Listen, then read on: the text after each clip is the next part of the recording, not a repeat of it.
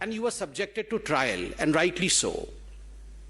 स्वाभाविक है, जो लोग भ्रष्टाचारी थे, जो लोग भ्रष्टाचारी हैं और जिनको लगता था corruption is their birthright, and to get away from corruption, to get away from the institutions of India is their entitlement, कि उनकी entitlement है, उनके ऊपर कोई जांच नहीं होगी, तो स्वाभाविक है वो आज डरे हुए हैं। और यही डर है राहुल गांधी जो आपके भाषण में नफरत और क्रोध झलक रहा था। अगर सही बताएं तो ये रैली एक परिवार बचाओ आंदोलन था, एक परिवार बचाओ रैली थी। जिस प्रकार से नेशनल हेराल्ड केस में खुद इनके पूर्व मुख्यमंत्री, 4 बार के मुख्यमंत्री उत्तर प्रदेश के, दशकों पहले जिनकी मृत्यु हो चुकी है, उन्होंने भी नेशनल हेराल्ड के विषय को उठाया और आज गांधी परिवार को लग रहा है कि वो संपूर्णतः घिर गए हैं, तो अपनी साख को बचाने के लिए, अपने अस्तित्व को बचाने के लिए उन्होंने इस रैली का स्वांग किया है। राहुल जी, आज भी आप पहले तो 5 उद्योगपति कहते थे, उसमें 3 उद्योगपति कम हो गए, आज 2 उद्योगपतियों के विषय में आप बात कर रहे थे।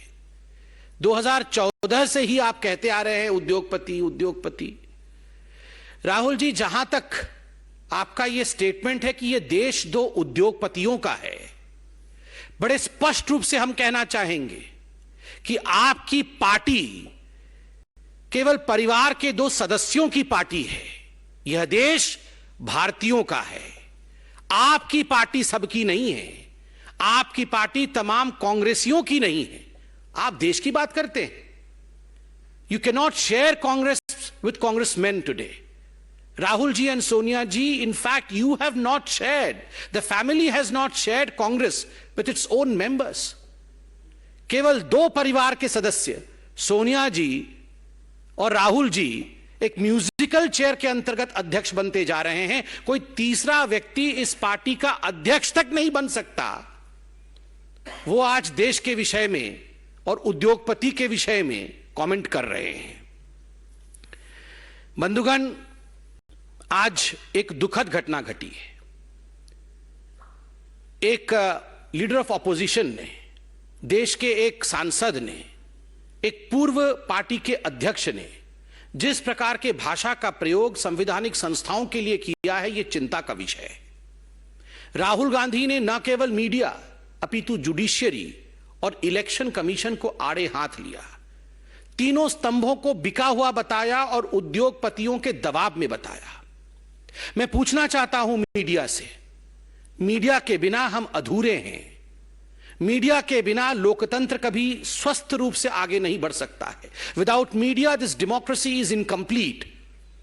Democracy can never move ahead if you do not support media and the media does not support us. Astonishingly, the language that Mr. Rahul Gandhi used for media today was abysmally low. जिस प्रकार से media को generalise term में सबको बिका हुआ बताया गया, मुझे लगता है आज मीडिया को भी सोचना पड़ेगा कि आखिरकार वो राहुल गांधी से सवाल कब करेंगे। और सुप्रीम कोर्ट से भी आज हम, from this high table of Bharatiya Janata party, we would like to appeal, your lordship, this is contempt of court.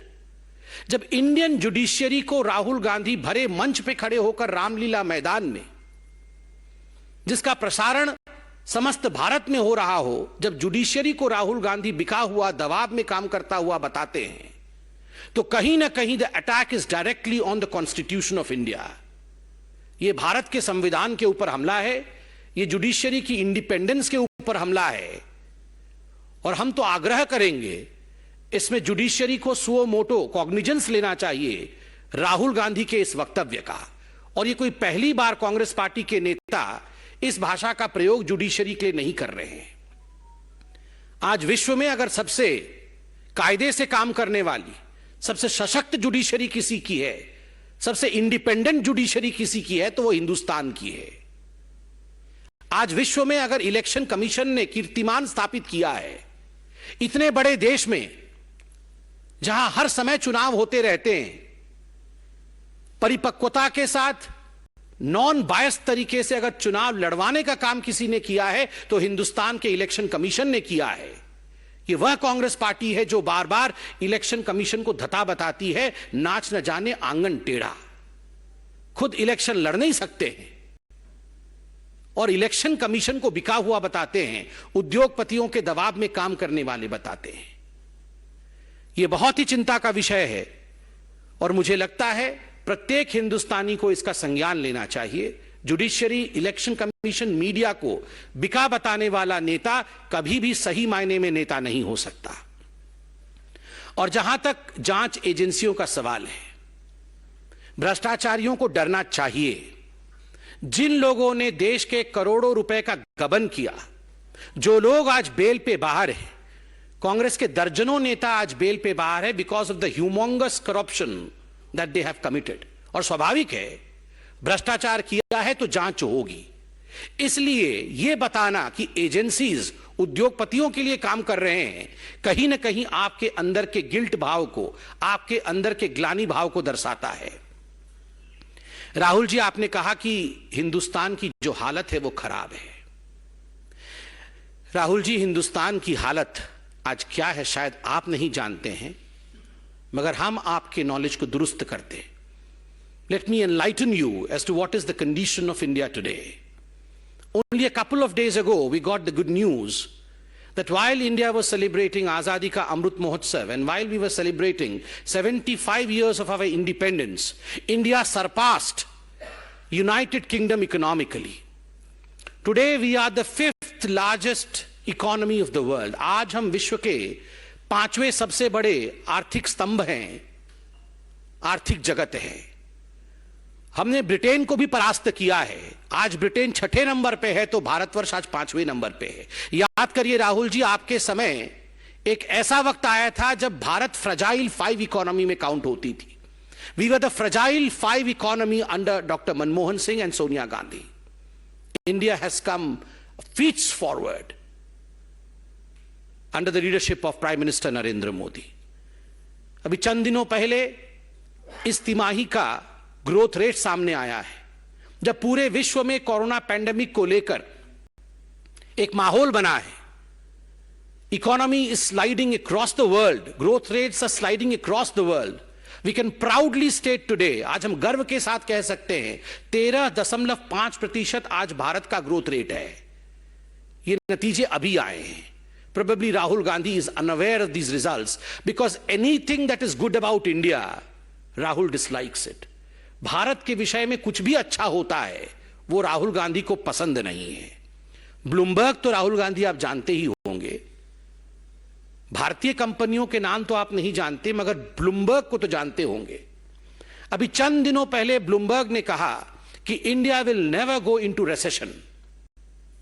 Bharat कभी भी रिसेशन में जा नहीं सकती है because of basics are strong. Under the leadership of mister Narendra Modi, हमारे प्रधानमंत्री के नेतृत्व में भारत इस प्रकार से सशक्त हुआ है कि हम कभी भी मंदी की तरफ गति नहीं करेंगे।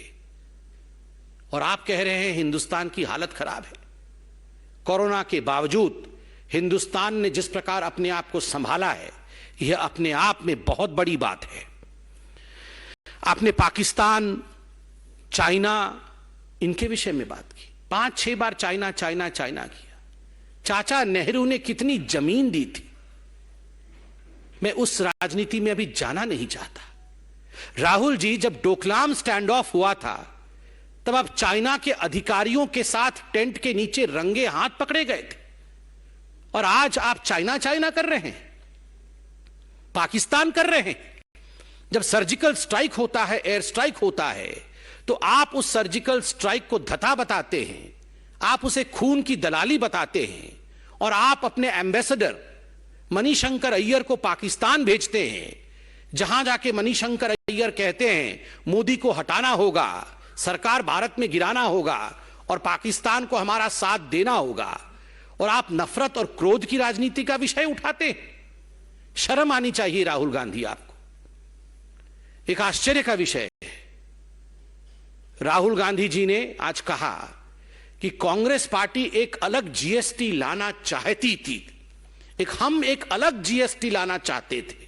वो जीएसटी भी अलग लाना चाहते थे, वो राफेल भी अलग लाना चाहते थे, वो आईएनएस विक्रांत भी अलग कमीशन करना चाहते थे, वो हिंदुस्तान की आर्मी के लिए बॉर्डर में भी रोड्स कंस्ट्रक्ट करना चाहते थे। मगर 70 वर्षों तक सत्ता में रहने के बावजूद ये सब केवल वो चाहते थे, हुआ कुछ नहीं, क्योंकि कमीशन खा करके ये सारे काम डस्टबिन में चले जाते थे। Your performance was zero, you lived only in selling dreams, केवल सपनों को बेचना। दादाजी कहते थे गरीबी हटाना है, नानी जी कहती थी गरीबी हटाना है, पिताजी कहते थे गरीबी हटाना है, माताश्री कहती थी गरीबी हटाना है। मगर आलम यह था कि 2014 से पहले 22% लोग भारतवर्ष में गरीबी रेखा से नीचे थे और आज 12% लोग इस गरीबी रेखा से ऊपर उठ चुके हैं, और जो लोग गरीबी रेखा से नीचे रहते हैं वो अब 10% रह गए हैं। तो स्वाभाविक रूप से कौन गरीबी रेखा से ऊपर उठा रहा है और कौन केवल गरीबी हटाओ का नारा देता था और गरीबों के लिए काम नहीं करता था, इस विषय में बताने की आवश्यकता नहीं है। आप सब ने देखा होगा कि कोरोना के बावजूद 0.8% लोग जो अत्यधिक गरीब थे, कोरोना के बावजूद इस आंकड़े में किसी प्रकार की बढ़ोतरी नहीं हुई। 0.8% लोग ही उस स्टैटिस्टिक लिमिट में रहे, और आईएमएफ ने और वर्ल्ड बैंक ने इसकी सराहना की कि जिस प्रकार से भारतवर्ष ने इसको मैनेज किया है कि गरीबी में किसी प्रकार की बढ़ोतरी नहीं हुई पेंडेमिक के बावजूद, ये अपने आप में, this is a telling story, ये अपने आप में एक बहुत बड़ा विषय है। आज राहुल गांधी महंगाई के विषय में बोल रहे थे, उन्होंने आटा भी लीटर्स में आज कन्वर्ट किया है। वो जानते नहीं हैं आलू मिट्टी के नीचे होता है, आलू ऊपर होता है, आटा सॉलिड है या आटा लिक्विड है, मगर बोलते हर विषय में। मगर Rahul ji, to enlighten you, एक ऐसा कालखंड था यूपीए के राज्य के समय जब 22 महीनों तक जो महंगाई दर है वो 9% या 9% से ऊपर रही for a continuous phase of 22 months. That was the red zone of India, जब जीडीपी नीचे थी और इन्फ्लेशन ऊपर थी। और एक ऐसा भी समय था, for the first time the inflation in the country had gone to double digits. आज पैंडेमिक के बावजूद जिस प्रकार से 80 करोड़ लोगों तक राशन पहुंचाया गया है, पैंडेमिक के बावजूद देश ने आत्मनिर्भर बनने का ये जो प्रण लिया है, ये अपने आप में हिंदुस्तान के रिजॉल्व को, हिंदुस्तान की प्रण शक्ति को, हिंदुस्तान के संकल्प को दिखाता है, और ये जीत प्रत्येक हिंदुस्तानी का है।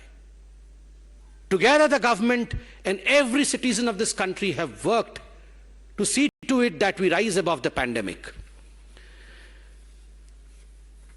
मैं आज राहुल जी आपको बताना चाहता हूं, जब आप कहते हैं कि हिंदुस्तान में कुछ नहीं हुआ, हिंदुस्तान में कोई पॉलिसी गरीबों तक नहीं पहुंच रही है, तो मैं बताना चाहता हूं कि पीएम गरीब कल्याण योजना के माध्यम से 80 करोड़ लोगों को मुफ्त अनाज मिला। पीएम आवास योजना के माध्यम से 3.52 करोड़ लोगों को पक्का मकान मिला। स्वच्छ भारत मिशन के माध्यम से 11.22 करोड़ लोगों को शौचालय मिला। उज्ज्वला योजना के माध्यम से 9 करोड़ लोगों के घरों तक एलपीजी कनेक्शन पहुंचा। जनधन योजना के माध्यम से 25 करोड़ खाते खुले। पीएम किसान सम्मान निधि के माध्यम से 11.30 करोड़ परिवारी लाभार्थी हुए, जिनको कि 2,01,000 करोड़ रुपए उनके खाते में 11 किश्तों में पहुंचाए गए। हर घर नल योजना के माध्यम से 8 करोड़ लोगों के घरों में नल के माध्यम से जल भेजा गया। आयुष्मान भारत योजना में 3.2 करोड़ लोगों को 5 लाख रुपए तक की मुफ्त चिकित्सा दी गई।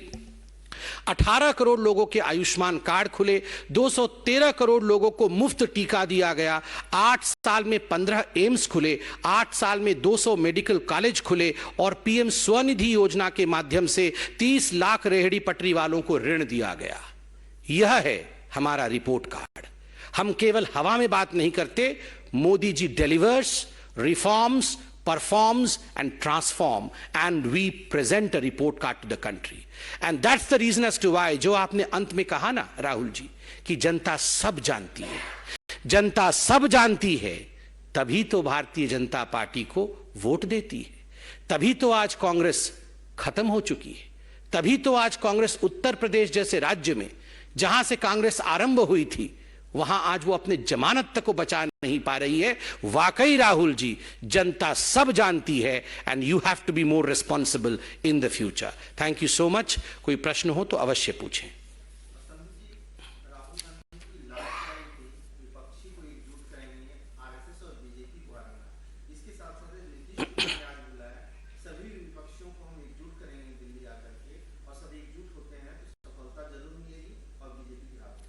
देखिए, राहुल गांधी जी चाहते हैं कि विपक्षी जो है वो एकजुट हो जाए, तो ये एकजुट करने वाला काम मोदी जी, नड्डा जी और अमित शाह जी तो नहीं करेंगे। ये एकजुट करने वाला काम उन्हीं को करना पड़ेगा।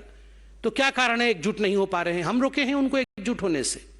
और आप बताइए, 2014 से एकजुट होने का जितने भी इनको हथकंडे अपनाने थे, दो अच्छे लड़के, आप याद करिए किस प्रकार से बुआ और बबुआ, ये सारे इकट्ठे तो हुए थे।